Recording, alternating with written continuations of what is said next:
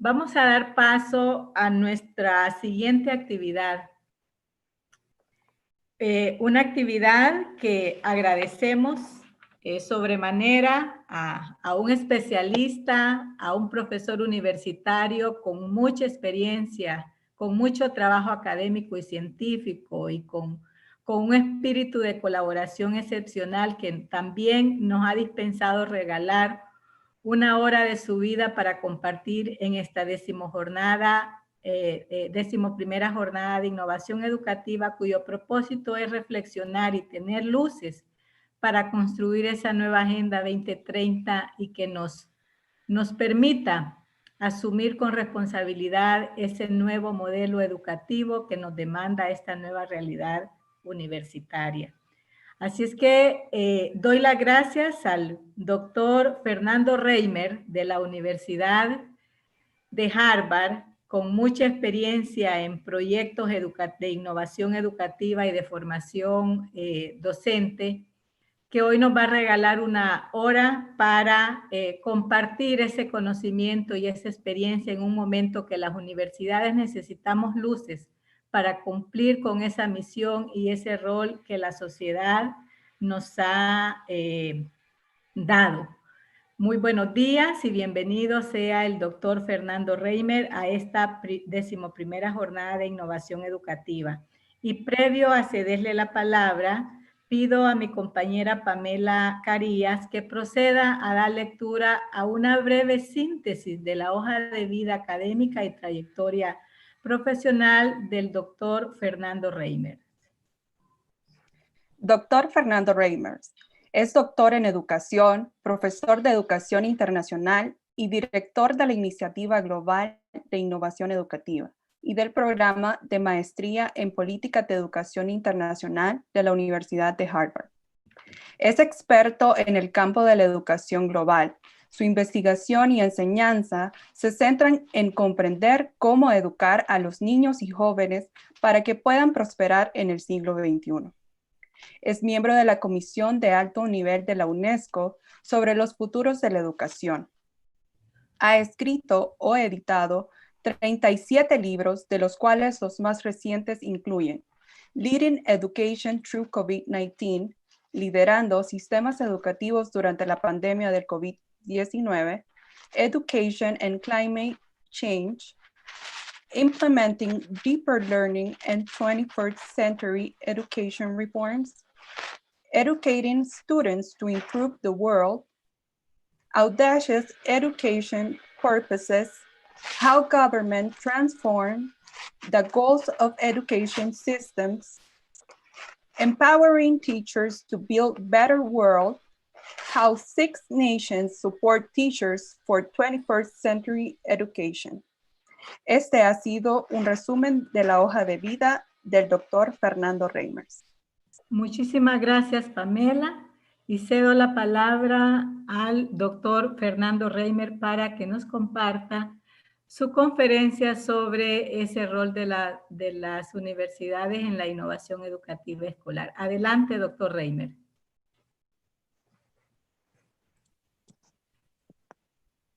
Pedimos encienda su micrófono porque no escuchamos.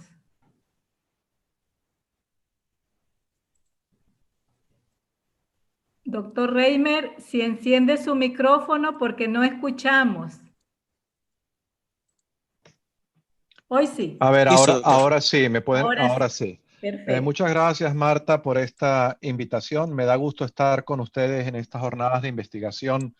La última vez que tuve la posibilidad de estar en Honduras fue hace 30 años, cuando tuve la posibilidad de dirigir un estudio sobre cuáles eran las causas de las altas tasas de repitencia en las escuelas rurales de Honduras. Y tuve la ocasión de viajar por Valle, por Nacaome, por Olancho, encuestando a 1.500 niños y a sus familias. Y me referiré más tarde a esa experiencia. Pero quisiera en este momento compartir mi pantalla con el propósito de apoyar mi presentación. ¿Pueden ustedes ver en este momento mi pantalla? Sí, doctor. Solo necesito expandirla, sí, ya. Eso es, ahí voy. Muy bien. Cuando el 11 de marzo de este año el director general de la Organización Mundial de la Salud declaró el COVID como una pandemia. Pues eso realmente marcó un parteaguas, ¿verdad? Un antes y después. Y suspendió una cantidad de actividades y en las universidades nos hizo preguntarnos, ¿y cómo vamos a poder enseñar? ¿Cómo vamos a investigar? ¿Y cómo vamos a hacer extensión? Es decir, ¿cómo vamos a avanzar las 3 misiones de la universidad en un momento en el que no podemos ir al trabajo? En Harvard, desde el 15 de marzo, nos fuimos todos a su casa y la mayoría de nosotros no podemos regresar a la universidad, excepto la gente que está trabajando en laboratorios, etcétera. Entonces, en todas nuestras instituciones, ciertamente en las universidades, nos hemos visto obligados a innovar. Y yo voy a hacer un par de comentarios sobre la forma en que hemos innovado en la Escuela de Posgrado en Educación, para luego hablar más ampliamente sobre, para dar varios ejemplos sobre cómo la actividad de extensión ha permitido innovación. En condiciones normales, esta es mi aula de clase, ¿verdad? Una sala flexible. Esa fue una de las últimas reuniones que tuvimos antes de marzo.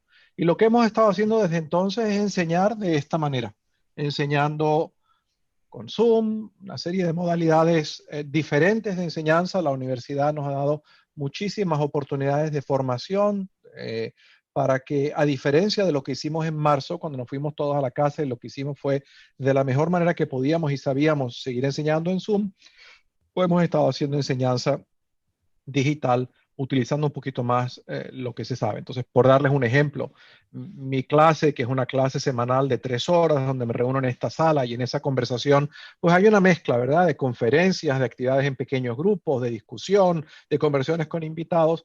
Ahora ha sido convertida en una clase diferente, donde yo grabo todas las semanas mi conferencia de 1 hora y media, los estudiantes la ven antes de la clase y luego nos reunimos otra 1 hora y media a tener una conversación. Y en vez de tener una sola reunión, esta es una clase de 65 alumnos, nos reunimos un grupo a las 7 de la mañana y otro a las 3 de la tarde, porque los estudiantes están repartidos en todas las zonas horarias del mundo.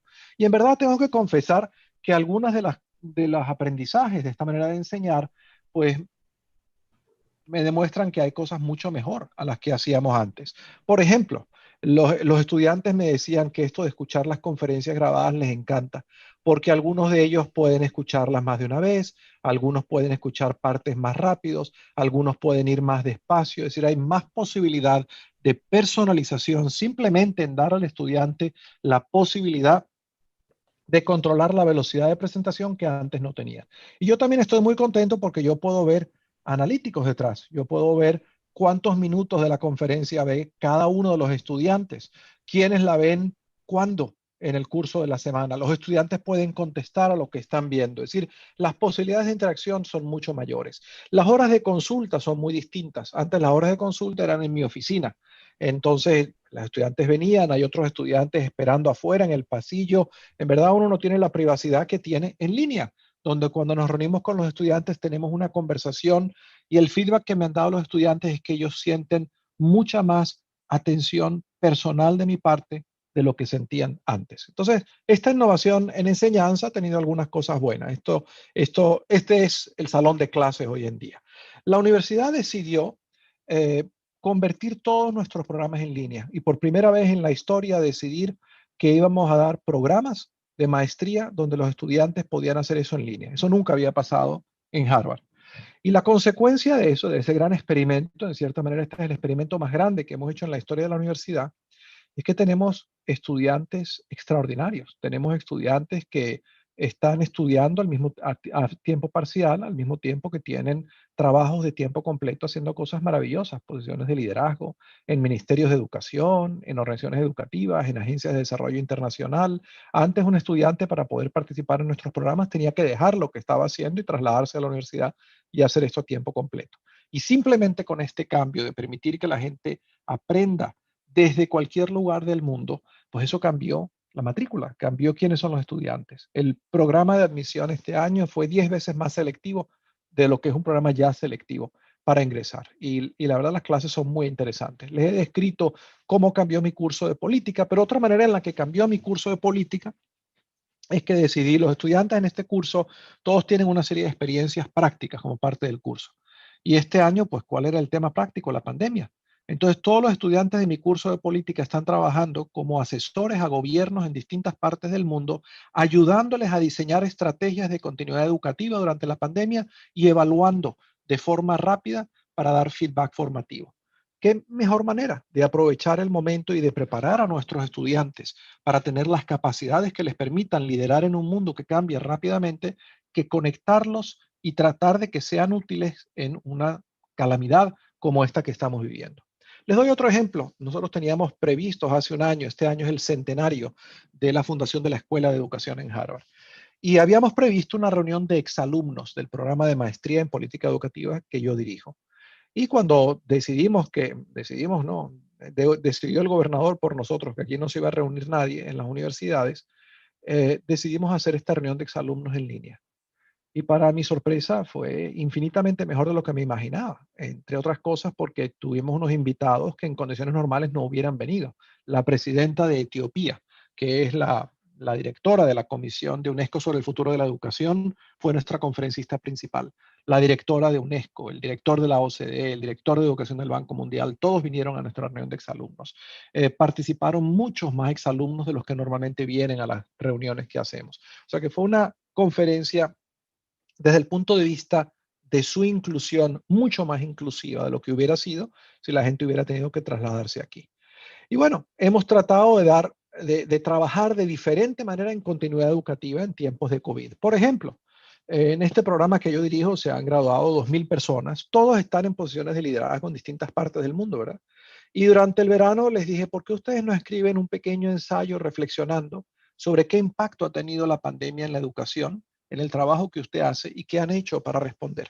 Y entonces publicamos un libro, Liderando en tiempos de COVID. Y la gente que ha leído este libro me dice, qué inspirador ver que en el medio de esta dificultad hay gente haciendo lo posible, lo imposible para tratar de continuar la educación. Doy esto como ejemplo de que esta pandemia nos ha obligado a cambiar lo que hacemos y cómo lo hacemos, con consecuencias en parte que han sido buenas sorpresas para nosotros, y que yo creo que tienen implicaciones sobre cómo pensamos la universidad. Este es el libro al que me refería. Yo he compartido con Marta los enlaces a estos libros a los que me voy a referir y creo que ellos encontrarán alguna manera de hacerles llegar estos enlaces a quienes nos acompañan en la conferencia. Bueno, en relación a investigación, la segunda pregunta, ¿verdad? ¿Cómo investigar? Voy a dar una explicación de cómo he adaptado mi propio trabajo de investigación. Yo, como decía Marta, dirijo una iniciativa global de innovación educativa, que es un consorcio de investigación-acción cuya misión es avanzar el conocimiento sobre cómo dar una educación que sea relevante al siglo XXI, que le permita a los estudiantes participar cívica y económicamente en un mundo cambiante y cada vez más exigente. Y avanzamos esta misión a través de 3 actividades relacionadas. Hacemos investigación aplicada de programas y prácticas educativos que dan educación integral, promovemos diálogos informados, a los que me voy a referir enseguida, y desarrollamos herramientas para apoyar prácticas educativas efectivas en educar a un niño de forma integral. Esto está basado en una teoría publicada en este libro que ustedes pueden descargar aquí, llamada Diálogo Informado, y que viene en parte a cuenta con mi experiencia en Honduras, porque hace 30 años informalmente fui declarado persona non grata por el gobierno de aquel momento, que decidió que yo estaba haciendo cosas muy poco usuales. Y las cosas poco usuales que yo estaba haciendo era conversar los resultados de mi investigación con la mayor cantidad de gente posible. Entonces habíamos hecho este estudio al que yo me refería, en el cual algunos de nuestros hallazgos eran inconvenientes. Habíamos encontrado, por ejemplo, que los maestros en zonas rurales realmente maltrataban muchísimo a los niños más pobres, a los niños descalzos, a los niños con ropa rota, a los niños que más necesitaban.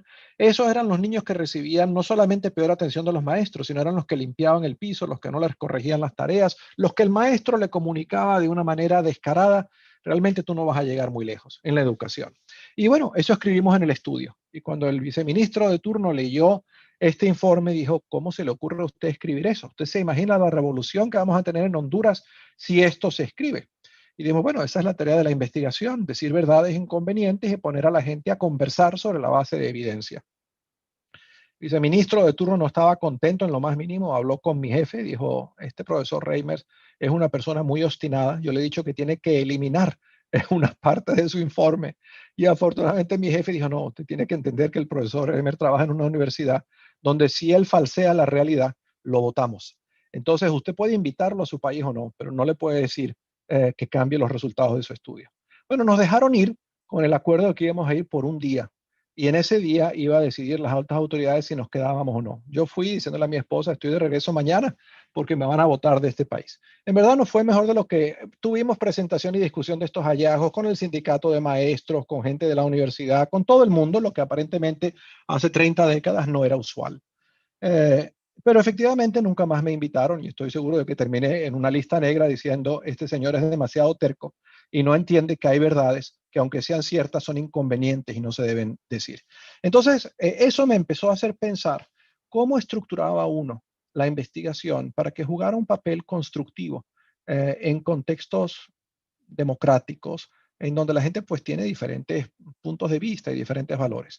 Y esta fue la base de una serie de experimentos que hice inmediatamente después de trabajar en Honduras. Tuve la buena suerte de ayudar en El Salvador, que acababa de firmar los acuerdos de paz, a desarrollar un consenso educativo.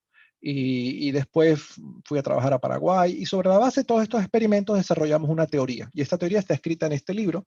Y básicamente la teoría, para decirlo en dos platos, dice, los libros no se leen a sí mismos. Y si uno hace investigación con la aspiración de que esta investigación mejore la realidad, en verdad tiene que asegurarse de que está en interlocución con quienes tienen la posibilidad de incidir sobre la realidad.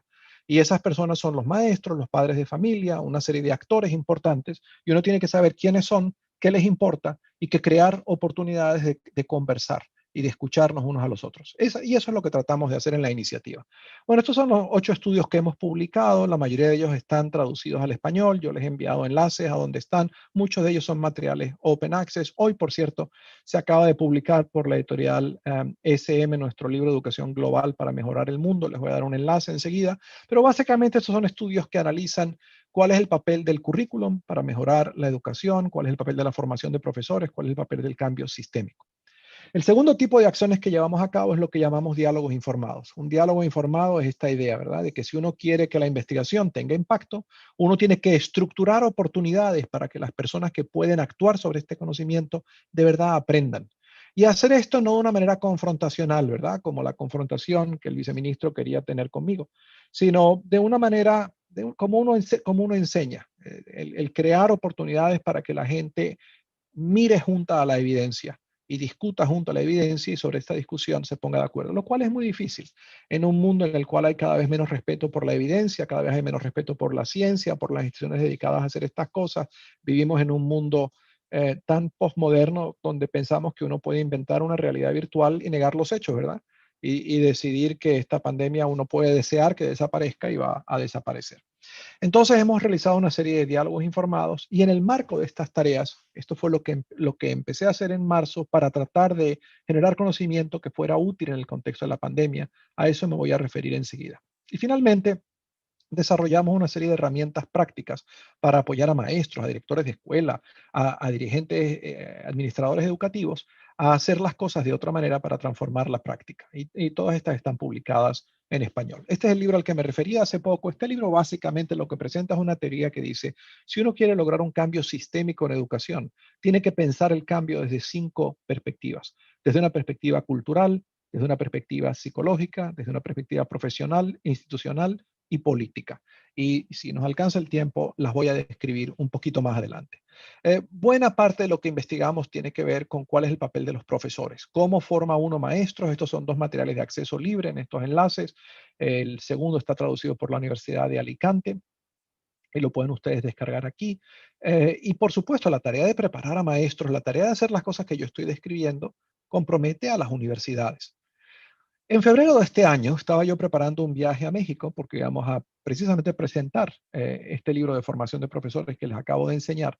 Y uno de mis colegas en la Escuela de Salud Pública me dice, yo creo que mejor vas cancelando tu viaje a México. Y digo, ¿por qué? Dice, porque esta situación del coronavirus está creciendo muy poco y creo que es cosa de tiempo hasta que sea claro que es una pandemia. Y te recomiendo que no hagas ningún plan para viajar en los próximos 18 meses porque no va a ser posible. Entonces, efectivamente, miré la evidencia a la que se refería este colega y lo primero que me vino a la mente fue darme cuenta de que en verdad no tenemos un conocimiento sobre cómo hacer que la educación funcione cuando no nos podemos reunir físicamente. Y entonces llamé a varios colegas en instituciones educativas de desarrollo internacional y les dije, oye, yo creo que aquí va a haber una enorme urgencia en todas las instituciones educativas para entender qué hacemos. Y lamentablemente sobre esto no hay mucha investigación, porque la última vez que vivimos una cosa parecida fue en Liberia, en el caso de Ebola, pero era una cosa mucho más localizada, afectando a un país. Y antes de eso, a nivel global, pues fue hace 100 años, en la pandemia de 1918, la gripe española. Y quien me contestó inmediatamente fue el director de educación de la OCDE, Andreas Schleicher. Me dice, me parece bien, ¿qué quieres que hagamos? Y le dije, mira, yo creo que lo primero que hay que hacer es un diagnóstico de necesidades. ¿Por qué no hacemos una encuesta, la movemos entre nuestras redes y preguntamos qué planes han hecho los ministerios de educación, las autoridades educativas para dar continuidad educativa en la pandemia, qué dificultades anticipan y qué necesidades hay? Y en el plazo de una semana, para el momento en que la pandemia fue declarada, nosotros hicimos en ese momento nuestra encuesta esa misma semana y la semana siguiente la analizamos y empezamos a hacer una serie de foros de forma virtual como este, ¿verdad?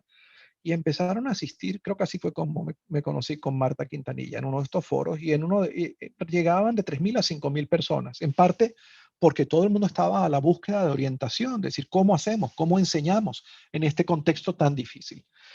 Y lo que me di cuenta en ese momento, primero que no había planes, que lo que se venía por delante era un periodo muy oscuro, una gran pérdida educativa, un aumento de las desigualdades, que quienes se iban a quedar atrás eran los que ya estaban atrás, ¿verdad? Los niños que yo he estado estudiando en Honduras hace 30 años, los que van descalzos a la escuela con la ropa rota, los que tienen menos, los hijos de las madres solteras, esos son los que iban a tener más dificultades. Y íbamos a salir de esta pandemia con unas brechas educativas mucho mayores de las que existían cuando entrábamos, que ya eran grandes.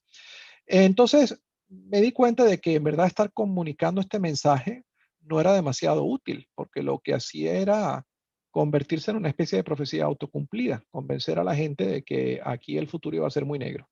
Entonces dijimos, bueno, ¿por qué no tratamos de estudiar el que esté tratando de dar continuidad educativa en medio de las mayores dificultades? Y entonces sumamos a este esfuerzo a colegas del Banco Mundial y de una ONG 100 en Finlandia, y dijimos, ¿por qué no empezamos a hacer estudios de caso? Y en el plazo de 3 meses hicimos unos 30 estudios de caso, documentando iniciativas nacionales, iniciativas municipales, estatales. Entonces, por ejemplo, el caso de Bogotá es una maravilla. Cuando la pandemia ocurre, la secretaria de Bogotá convoca en una reunión virtual a todos los directores de escuela, a todos los maestros, y le dice, miren, yo no sé cómo vamos a poder seguir enseñando, pero hay que seguir enseñando y yo necesito que lo pensemos juntos. Y comunicó básicamente una vulnerabilidad. Comunicó, yo no tengo la respuesta, pero lo que sí tengo es la disposición de crear las condiciones para que todos juntos nos apoyemos. Y bueno, inmediatamente una universidad, el EAFIT, que había ayudado a desarrollar una página web, dijo, convirtamos esta página web en la plataforma multimedia que nos permita enseñar.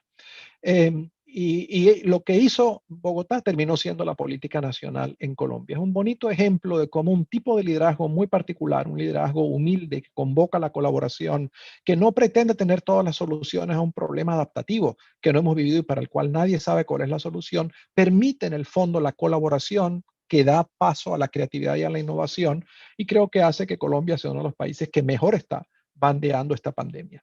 De la misma manera, el secretario de Educación de Sao Paulo, que había sido antes el secretario de Educación de Amazonas, un sitio que le importa a muy poca gente en Brasil y donde tenía cierta experiencia con enseñanza a distancia, cuando el gobierno brasileño dice suspendemos las actividades, hace lo mismo, se reúne con una serie de empresarios, líderes de la sociedad civil, dijo yo necesito ayuda, esto tenemos que hacerlo juntos. Y efectivamente crean una plataforma multimedia, obviamente se dan cuenta a la semana que eso nada más le llega al 30% de los niños, entonces de ahí empiezan a utilizar radio, empiezan a utilizar televisión, empiezan a utilizar WhatsApp, empiezan a llevarle a los niños paquetes didácticos, o sea, hacen un sistema de diseño de un prototipo rápidamente, aprender rápidamente, modificarlo e ir mejorando. Pero estas innovaciones las hacen no solamente los gobiernos, las hace también la sociedad civil. Por ejemplo, en Chile, 2 maestros de una organización Enseña por Chile, parecido a Teach for America, no creo que exista en Honduras, pero existe en 55 países. Es una organización que básicamente recluta a recién egresados universitarios y los pone a trabajar en una escuela de alta vulnerabilidad por 2 años, en parte para que desarrollen un compromiso con la educación de estos niños, para que descubran el potencial de estos niños y cómo este potencial muchas veces no se desarrolla por falta de oportunidad. Y entonces, estos 2 muchachos, cuando el gobierno dice vamos a cerrar las escuelas, dicen, bueno, ¿y qué va a pasar con nuestros niños? interesante, estos muchachos no dicen qué va a hacer el gobierno, estos muchachos no dicen cómo va a resolver otro el problema, estos muchachos dicen qué me toca hacer a mí, porque estos niños son mi responsabilidad. Y como estas organizaciones están conectadas en 55 países y reciben una newsletter, ellos habían leído la semana anterior que en Nigeria, confrontando un problema parecido, los voluntarios estos habían agarrado sus móviles y habían grabado sus clases en los móviles y a través de WhatsApp se la habían mandado a los niños. Y estos dos jóvenes chilenos que tendrían 24, 25 años dicen, bueno, pues si eso lo pudieron hacer nuestros colegas en Nigeria, nosotros también podemos hacer esto. Y grabaron unas clases de matemáticas y de español y parece que eran unas clases muy divertidas. Y entonces al cabo de una semana se dan cuenta de que no solamente sus niños están escuchando las clases, sino los papás de los niños, gente que no tiene niños en la escuela, en toda la municipalidad, están escuchando estas clases de los muchachos. Y entonces el alcalde se entera y en una reunión de alcaldes menciona esta innovación. Y el final del cuento es que a las 3 semanas, 250 alcaldes en las municipalidades más pobres de Chile hacen alianzas con emisoras de radio locales, comunitarias, y están transmitiendo esta creación de estos dos muchachos. Y entonces esta organización dice, bueno, entonces vamos a poner no solamente a 2 muchachos, ponen a 50 muchachos a hacer las clases. Un bonito ejemplo, también, así como en el de Bogotá, que las ideas buenas pueden venir de cualquier lado. Que las ideas buenas no las tiene que tener el ministerio, no las tiene que tener el director de la organización, no las tiene que hacer el alcalde. Lo que le toca hacer al alcalde, al director de la organización y al ministerio es tener la humildad de reconocer que las buenas ideas pueden venir de cualquier sitio y que la buena gestión consiste en facilitar la visibilización de esas buenas ideas, su evaluación y luego su expansión, llevarlas a escala. Bueno, ese es el tipo de casos que documentamos aquí, los hemos estado presentando y nuestra intención en verdad es darle un poco de ánimo a la gente y de esperanza y promover un poco de entusiasmo, decir, bueno, si esto lo pueden hacer en Chile, también lo puedo hacer yo, ¿no? Este es uno de los informes que en mayo de este año hicimos otra encuesta, como la que habíamos hecho en marzo, a preguntar qué pasó.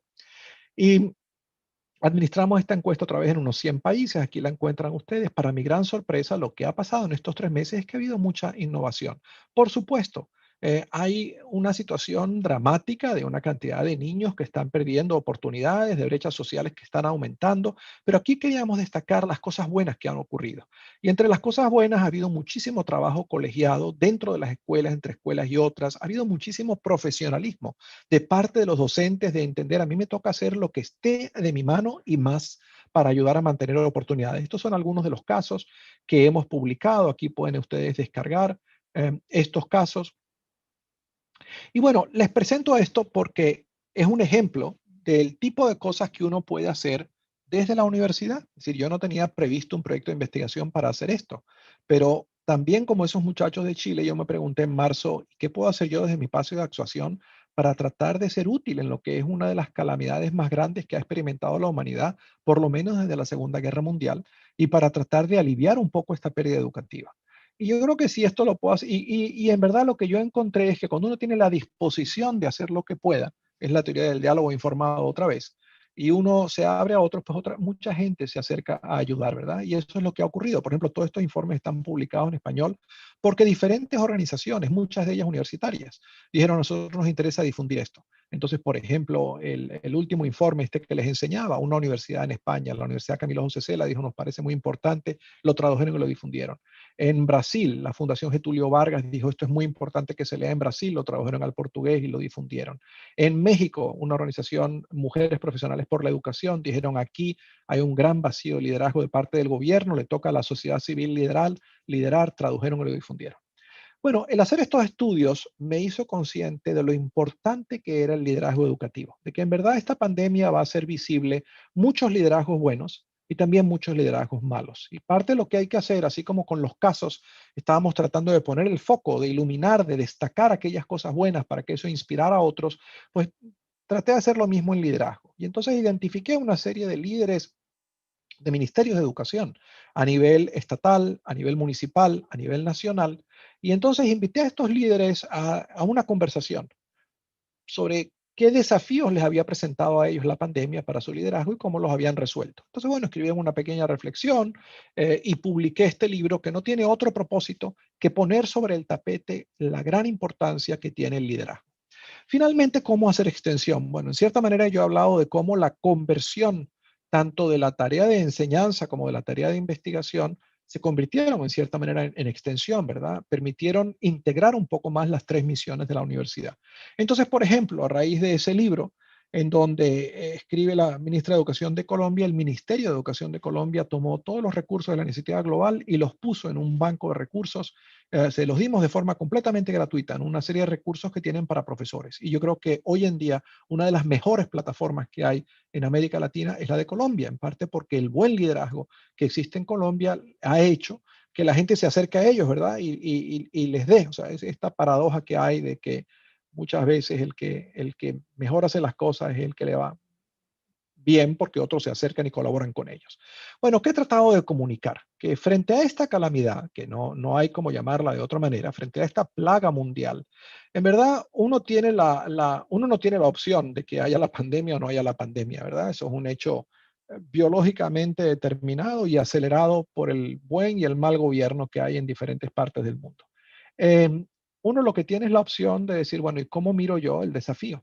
Como en esta imagen, ¿verdad? Donde ustedes ven dos caras de una mujer. Si la miran con cuidado, ven una, y si siguen mirando, ven una segunda cara. Lo mismo con la pandemia. Yo creo que uno puede tratar de decir, bueno, ¿dónde están las oportunidades en este contexto? Porque no hay duda de que esta pandemia, como señala un artículo en este último número de la revista Asuntos Internacionales, pues va a significar múltiples crisis financieras. Y no hay duda de que viene una enorme recesión económica global, una gran austeridad. En América Latina seguramente peor de lo que fue la década perdida de los años 80. El que muchos países con niveles enormes de endeudamiento externo no lo puedan pagar, una contracción de la actividad económica mundial, porque todos los motores económicos se apagaron simultáneamente o están funcionando a media máquina. Disminución del empleo. La CEPAL ha estimado que en América Latina el Producto Bruto se ha contraído un 9%. Los estimadores de aumento de la pobreza más recientes del Banco Mundial son 120 millones de personas extra en niveles de pobreza extrema. Hambre, crecimiento del hambre, etc. Es decir, estamos en una época difícil y además esta pandemia ocurre encima de una serie de desafíos que ya existían, que eran desafíos por una parte educativos, una crisis de deficiencia de funcionamiento de los sistemas educativos de aprendizaje en todo el mundo, una crisis de inclusión social, una crisis de competitividad, una crisis social de funcionamiento de las sociedades, de desintegración de muchas sociedades, ¿verdad? Una crisis de gobernanza democrática y una crisis de cambio climático. Y la pandemia ha sido como ponerle gasolina, combustible a estas crisis, lo cual permite anticipar que el mundo que viene es muy complicado. Entonces, el secretario general de Naciones Unidas ha dicho, esto es mucho más que una crisis sanitaria, es una crisis económica, humanitaria, de seguridad, de derechos humanos, que nos ha afectado como individuos, como familias y como sociedades y que ha realzado todas las vulnerabilidades, las fragilidades que había dentro de los países y entre países. Y poder rehacer y reinventar las mismas estructuras de la sociedad y las formas en que los países cooperan va a requerir que todo el mundo arrime el hombro, ¿verdad? Impulsados por compasión y por solidaridad. Y esto es paradójico, ¿verdad? Que en un momento tan difícil, donde lo que uno quisiera es encerrarse debajo de la mesa y esperar que esto pase ya, ¿verdad? Eh, Líderes como el secretario de Naciones Unidas digan, no, lo que hay que hacer es construir mejor. Lo que hay que hacer es, en esta crisis, hacer lo mejor que se pueda. ¿Por qué? Porque hay crisis como esta. Este libro, por cierto, publicado hoy sobre educación y cambio climático, habla en particular del papel de las universidades. Y eso es lo que yo quisiera destacar hoy. Porque en el mundo, donde hay más de 28.000 universidades, las universidades, en cada una de sus condiciones, ¿verdad? Tienen mucha más capacidad institucional y más recursos que la escuela mejor dotada. Y por lo tanto, yo creo que tienen la posibilidad de ayudar a las escuelas a hacer lo mejor posible para construir mejor, para hacer de esta pandemia la posibilidad de un renacimiento educativo. Esa es la tesis de este libro, ¿verdad? En este libro yo presento un esquema de cómo una universidad puede asociarse con escuelas primarias y secundarias para desarrollar un currículum efectivo para mitigar y revertir el cambio climático. Probamos esto en 6 contextos diferentes. Y en este momento estamos extendiendo este experimento, esta colaboración con una serie de universidades en el mundo que lo están llevando a cabo. Este libro, que está publicado ya hoy, va a ser publicado en español a comienzos de la próxima semana. O sea que pueden encontrar, si me buscan en Twitter, pueden encontrar el libro. Pero la tesis de este libro yo creo que es una tesis más general. La tesis es que las universidades tienen la posibilidad y por lo tanto la responsabilidad en este momento tan difícil de mirar fuera de sus paredes y de preguntarse qué me toca a mí hacer para mitigar el impacto, el sufrimiento humano que está causando esta calamidad. Y una manera de hacer eso es establecer alianzas con las escuelas, en primer lugar en el corto plazo para que las escuelas puedan seguir enseñando, para disminuir esta brecha que está ocurriendo, para que no pasen los 2 años que durará hasta que esto regrese a alguna normalidad o más en algunos casos y que los países terminen menos educados. La Organización de Estados Iberoamericanos está publicando hoy en la tarde en Madrid un libro que podrán ustedes encontrar electrónicamente, publicado por los miembros del Consejo Asesor de la OI, de los cuales yo formo parte. Y es un libro con una serie de ensayos y reflexiones que hablan de qué impacto va a tener esta pandemia en materia educativa en América Latina. Yo les recomiendo que lo lean el libro, porque indudablemente de lo que eso nos habla es de lo que podría ocurrir. Lo que podría ocurrir es un futuro muy complicado en una región ya de por sí complicada. Y en ese contexto, por ejemplo, en materia de cambio climático, creo que las universidades son una institución llamadas a que el papel de la extensión se convierta en un papel muchísimo más importante. No porque eso va a distraer en lo más mínimo de la misión de enseñanza e investigación, al contrario, va a hacer que la enseñanza y la investigación sean más relevantes. Yo les di el ejemplo, ¿verdad? De cómo al involucrar a mis propios alumnos y a mis exalumnos en preguntarse qué significa el contexto y qué hacemos, creo que los estamos educando mejor.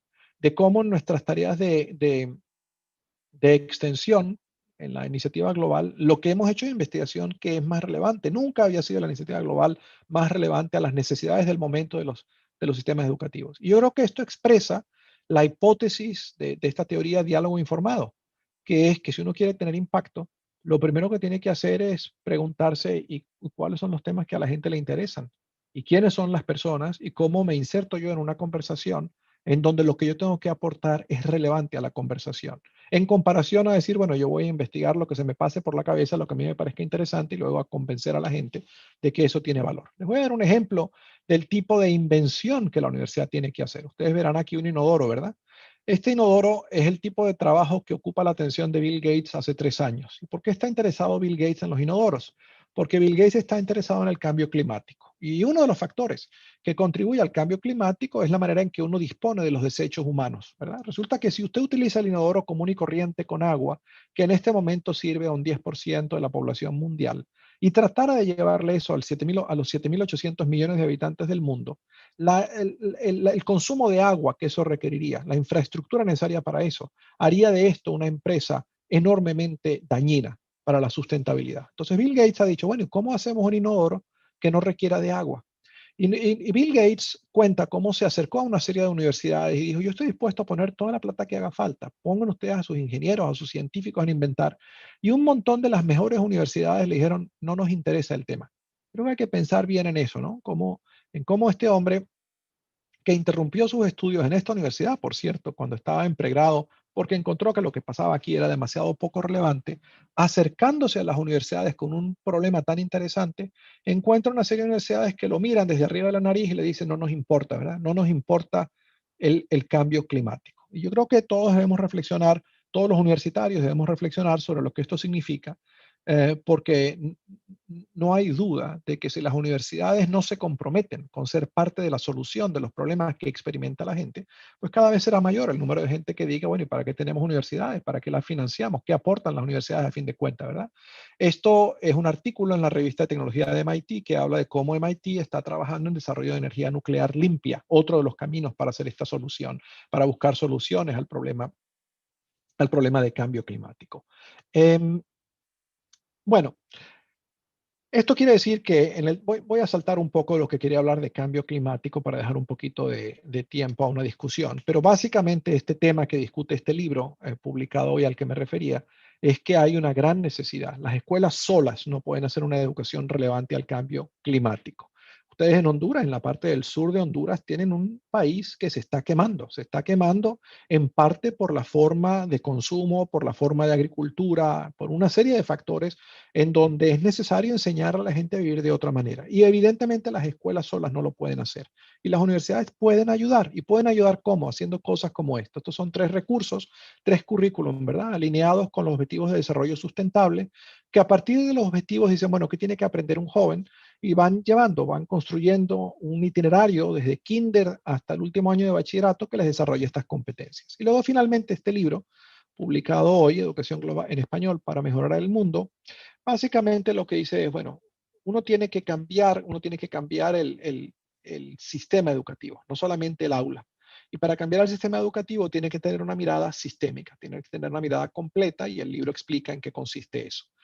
Bueno, voy a terminar haciendo referencia a otra pandemia, una que ocurrió en el siglo XIV en Italia, que en el plazo de un año había eliminado a un tercio de la población italiana, ¿verdad? ¿Cómo se llamó? La peste negra, the Black Death, la muerte negra, la peste bubónica. Y esto fue una cosa terrible. Imagínense lo que es que un tercio de la población se muere de una pandemia, ¿verdad? Pero esta pandemia también tuvo el efecto de hacer que mucha gente empezara a repensar el sentido de su propia vida y el sentido de las cosas que estaban haciendo, ¿verdad? Y se dieron cuenta, por ejemplo, algunas personas que en aquel momento había una corrupción política como usted no se puede imaginar. Y había una corrupción dentro de la iglesia, en el papado, como no se imagine. Entonces eso llevó a un grupo de líderes políticos en la ciudad de Florencia a decir, la verdad, el camino por el que están yendo la mayor parte de las ciudadelas en Italia, donde se gastan la plata que tienen y la que no tienen, en ejércitos, ¿verdad? Para pelear unas con las otras, no es el camino. En un sitio donde estamos arruinados todos, donde se está muriendo la gente, que hay que hacer algo distinto. Y lo que se les ocurrió hacer, sobre todo liderados por Lorenzo de Medici, que era una persona con mucha voz en la señoría, lo que se llamaba la señoría, como decir el cabildo de Florencia. El Lorenzo de Medici dice, más bien lo que deberíamos aquí es traer artistas, intelectuales, científicos y ponerlos a pensar, ¿verdad? Y entonces Florencia se convierte en el sitio que acoge a Leonardo da Vinci, a Rafael, a Miguel Ángel, a Maquiavelo y a Donatello, y en un periodo relativamente corto de la convergencia de todas estas ideas, ¿verdad?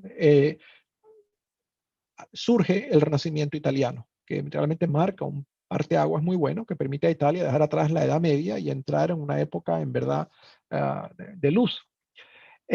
Bueno, yo creo que eso es un efecto posible. Quienes han estudiado este fenómeno se refieren a esto como el efecto Medici. Y el efecto Medici es, Florencia es una ciudad pequeñita, que si usted concentra en un sitio pequeño a una cantidad de gente que ve el mundo de otra manera y que piensa y que están dedicados a sus actividades, digamos, intelectuales, de ahí ocurre, de ahí sale la innovación y la creatividad. Yo creo que toda esta innovación que yo he estado estudiando en el contexto de la pandemia, en verdad habla de un efecto Medici que ha estado ocurriendo a través de encuentros como este en el que participamos hoy, donde la utilización de estas tecnologías ha permitido que los educadores en todos los niveles hayan estado en los últimos 8 meses en mucha más comunicación con gente en contextos cercanos y lejanos de lo que habían estado en los últimos 8 años. Y es posible que de aquí surja mucha innovación y mucha creatividad. Yo creo que las universidades tienen el poder de convertirse en Florencia en sus sociedades, de ser ese espacio que convoque a la creatividad, a la innovación, no sobre la base de mirarse el ombligo, sino ni sobre la base de preguntarse ¿y cómo resolvemos nuestro problema? Sino la base de decir, en verdad el problema de la sociedad es nuestro problema. ¿Cómo utilizamos nosotros nuestro privilegio para ser lo más útiles que se pueda y mitigar el sufrimiento humano? ¿Cómo nos convertimos en una pequeña Florencia? Bueno, ese no es el único camino posible, ¿verdad? Yo me refería antes a la gripe española de 1918, que tuvo el efecto, entre otros, de traernos la Segunda Guerra Mundial. Y el camino fue el siguiente. Cuando la gripe española llega a Alemania en 1918, es el momento en que se inicia la República de Weimar, ¿verdad? Y la gripe española tiene el efecto de producir una contracción económica brutal y una disminución del gasto público, sobre todo municipal, que lleva a mucha gente a no tener trabajo, a sentirse completamente marginados y abandonados de la sociedad. Y 2 años después de esto, cuando se firma el Tratado de Versalles, Europa le larga a Alemania toda la cuenta de la Primera Guerra Mundial, ¿verdad? Y entonces, estas dos cosas juntas, el que haya un montón de gente que se siente marginada, olvidada, abandonada, y el que haya esta idea de que el resto de Europa se olvidó de Alemania, hace que un pequeño grupo de gente o pequeños grupos empiecen a afiliarse en grupos muy intolerantes, en grupos de estos que tienen su realidad virtual, ¿verdad? Donde dicen, bueno, nadie nos quiere a los alemanes, aquí el mundo está contra nosotros y la culpa es de estos y de aquellos y tal. Y entonces un completo desconocido en 1920 llamado Adolfo Hitler se da la tarea de armar una coalición de todos estos grupitos intolerantes, ¿verdad? Y en el plazo de 12 años pasa a ser electo canciller de Alemania. Y eso nos trae la ruptura de la democracia en Alemania, el surgimiento del fascismo y eventualmente la Segunda Guerra Mundial. ¿Por qué digo yo esto? Porque yo creo que uno de los escenarios posibles saliendo de esta pandemia es un escenario muy complicado.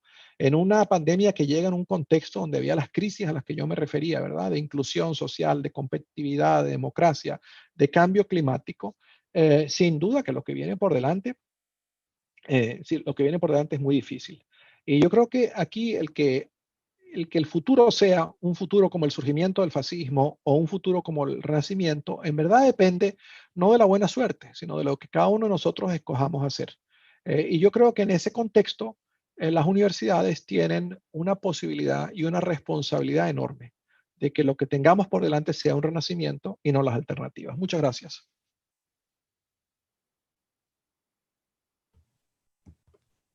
Muchísimas gracias, doctor Fernando Reimer, por esta excelente conferencia que nos ha dejado claro cómo la educación ha afrontado esta situación de pandemia y ese rol que tenemos las universidades de ser, como usted muy bien lo ha remarcado y ejemplificado, parte de la solución y no del problema a través de la articulación con esa visión innovadora de nuestras funciones sustantivas como son la docencia, la investigación y la vinculación.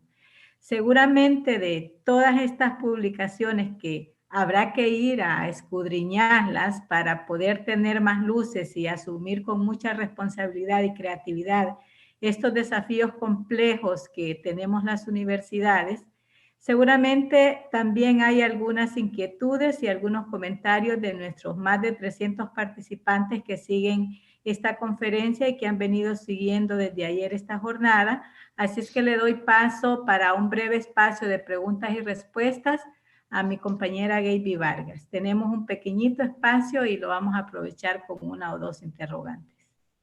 Sí, buenos días, doctor Reimers.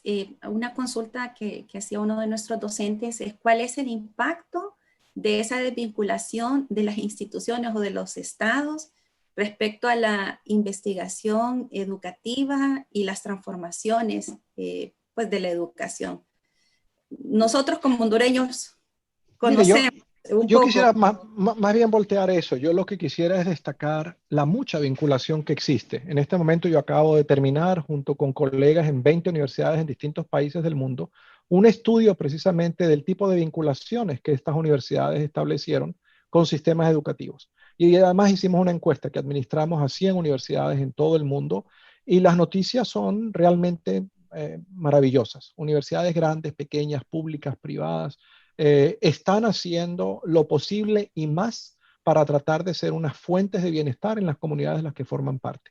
Entonces, en ese libro, que precisamente envié esta semana, está siendo revisado por pares en este momento a la editorial Springer, pero del que el editor me dijo, estoy muy entusiasmado porque no hay hasta el momento un libro que hable del papel de la universidad. En este libro, que yo espero que será publicado en los próximos meses, la historia es la contraria a la que dice su pregunta. La historia es que las universidades están jugando un papel importantísimo de desarrollo en sus sociedades. O sea, que esta pandemia es una oportunidad para que la universidad demuestre el valor social. Y lo está demostrando en materia de salud, indudablemente.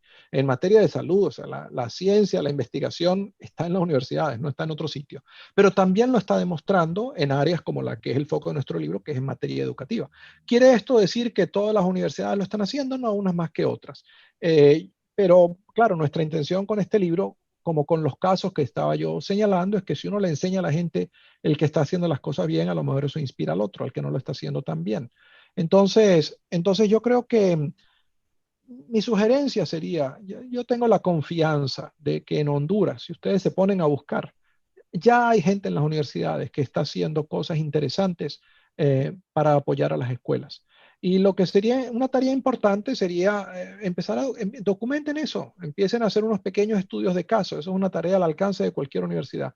Empiecen a hacer unos pequeños estudios de caso, a ponerlos en conversación, a ponerlos en discusión. Alguien hacía la pregunta de cuál es el liderazgo que promueve esto. Bueno, yo creo que sí le puedo decir cuál es el liderazgo que no lo promueve. El liderazgo arrogante. El liderazgo como el de aquel viceministro, ¿verdad? Que me dijo, usted no puede decir esto porque a mí no se me da la gana que usted diga esto. Yo decido qué es lo que la gente puede saber y lo que no puede hacer. Y desgraciadamente, en muchas instituciones hay alguna gente que se sube un ladrillo y se marean un poquito, ¿verdad? Y piensan que porque están en el ladrillo ya ellos no tienen ninguna responsabilidad con nada, ellos son los jefes. Bueno, esos son los líderes que como Donald Trump, ¿verdad? Que están produciendo en este país un número de muertos que cuando se cuenten todos van a ser más que todos los muertos en todas las guerras en las que ha participado este país desde la Segunda Guerra Mundial. De esos líderes hay unos cuantos. Los hay en países, los hay en universidades, los hay en ministerios, desgraciadamente, ¿verdad? Y esta pandemia va a hacer eso visible. Pero también hay gente que está haciendo las cosas bien, como esos maestros en Chile, que aunque no tienen una posición formal de líderes, hicieron lo que un líder hace en un momento así, que es decir, ¿qué puedo hacer yo desde mi espacio de actuación para mitigar el sufrimiento humano? Y yo no tengo duda de que hay gente así en Honduras. Lo que hay que hacer es buscarlos. Entonces, yo confío en que ustedes tienen autoridades universitarias que tienen la humildad, como la tuvo el secretario de Educación de Sao Paulo, como la tuvo la secretaria de Educación de Bogotá, de entender que no se les cae absolutamente nada, ni su reputación está amenazada por encontrar otro que fue el que inventó la solución que no se le había ocurrido y ponerle luz y promoverla. Yo creo que eso es lo que hace falta, un poquito de humildad y de reconocimiento que aquí tiene que empujar el hombro todos, porque si no el futuro que viene es un futuro de hambre, de miseria y de mucha inestabilidad. Gracias, doctor, por esos consejos y esa perspectiva de que si no hacemos algo, lo que puede suceder. Gracias. Cedo la palabra a la doctora Marta Quintanilla. Muchísimas gracias, doctor Reimer. Yo, por la experiencia y por todo lo que le he leído, sé que tiene un trabajo muy cercano y un respeto admirable por el profesorado. Yo también lo tengo y siento que son la clave para generar estos cambios a nivel micro de los espacios educativos que tanto necesitamos. En esta experiencia suya de investigaciones y publicaciones, ¿qué características vio en esos profesores que han asumido la pandemia con mucho profesionalismo y han hecho un trabajo extraordinario? Sí, yo creo que la historia en general, lo que yo vi en los 30 casos que hemos hecho, en la encuesta que hemos administrado, es que la mayor parte de los profesores han demostrado que para ellos enseñar, como estos dos jóvenes de Chile, ¿verdad? No es un oficio, es una misión de vida. Y los maestros han hecho lo posible, la mayoría, lo posible y más para asegurar que sus niños estén lo mejor posible, que sus niños estén lo mejor posible. En el mejor de los casos lo han hecho con el apoyo de sus autoridades educativas. Cuando las autoridades educativas son como la secretaria de Bogotá, de quien me he convertido en un gran admirador, pues eso les hace el trabajo más fácil. A veces lo han hecho a pesar de sus autoridades educativas. Cuando las autoridades educativas les ponen exigencias y reglamentos absurdos, desconectados de la realidad, como si ellos supieran lo que está pasando, sin entender que el mejor entiende qué es lo que está ocurriendo. Mire, eso me recuerda en Honduras, cuando andaba viajando, creo que esto fue en Olancho, me parece que andaba en Olancho, estaba encuestando a un maestro, buenísimo, un maestro en una escuelita rural que tenía nada más 2 maestros, ¿verdad? Para manejar, creo que eran 6 grados de primaria que tenían ustedes en aquella época. Y entonces este maestro había hecho unas cosas maravillosas, maravillosas realmente con sus alumnos. Y, por ejemplo, había hecho un programa de intercambio. Él se había pasado a través de un programa, no me acuerdo quién lo había mandado a New Hampshire y tenía a sus niños escribiéndose cartas con los niños de New Hampshire. Bueno, cosas increíbles en el año 92.